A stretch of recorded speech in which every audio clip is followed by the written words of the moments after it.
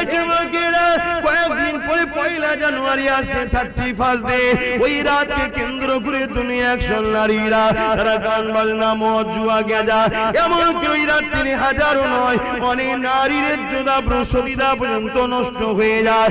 একটা নারীর কাছে তার আল্লাহ দেওয়া সব থেকে দামি সম্পদ হলো তার ইজ্জত সতীদা।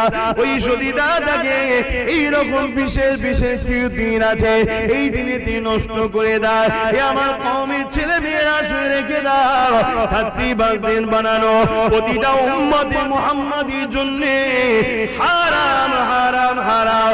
ওই দিন উদ্দেশ্য করে খানা খেলে ওই খাবারটা খাওয়া তোমার জন্য হারাম, ওই শরীরে রক্তটা হারাম হবে, ওই রক্ত দিয়ে কখনো তোমার মাথায় ঢুকবে না। মসজিদটাকে বাঁচাতে গেলে কাকে সাপোর্ট করতে হয়, ওই রক্ত দিয়ে কখনো তোমার মাথায় ঢুকবে না। কবরস্থানের জন্য রক্ষা করতে গেলে কার পাশে থাকতে হয়, ওই হারাম খাবারকে তোমার রক্ত শরীরে ঢুকে গেলে আল্লাহর ওলিদের বাচ্চাদের সঙ্গে কিভাবে কথা বলতে এটা তোমার মাথায় ঢুকবে না। নবী আমার জানিয়ে দিলে আমার মাহবুবদের ঘরে যারা আঘাত দেবে, আল্লাহর ওলিদেরকে যারা আঘাত দেবে কষ্ট দেবে, তাদের ঘরে যারা গালিগালাজ করবে কটূক্তি করবে তাদের জন্য 3টে শাস্তি এখনো দুনিয়ায় যতদিন থাকবে শুধু নেই নেই নেই অভাব অভাব অভাব অভাব। 4 ইমামের এক ইমাম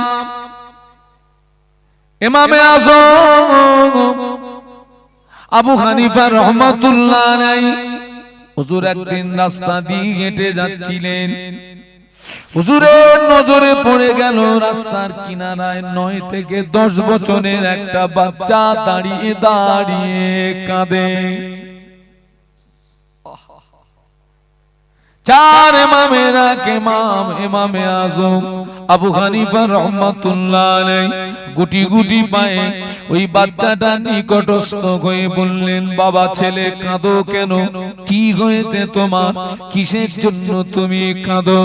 ছোট্ট বালকটা বলেছিলেন, জগতের ইমাম আমি ক্ষুধার্ত ছিলাম, বাড়িতে গিয়ে আম্মা জানের কাছে খেতে চাইলাম, আমাদের বাড়িতে খানা তৈরি ছিল না, আমার আম্মা জান আমার মুখে আহার দেওয়ার জন্য উনানের উপরে একটা হাঁড়ি চাপিয়ে দিলেন, উনানের উপরে একটা হাঁড়ি চাপিয়ে দিয়ে বড় একটা কাঠ আমার আম্মা জান উনানের ভিতরে দিয়ে অনেকবার চেষ্টা করলেন বড় কাঠের গায়ে আগুন লাগানোর, আমি দেখতে পেলাম বড় কাঠের গায়ে আগুন লাগে না। আগে আমাদের মা চাচিরা এরকম করতো না?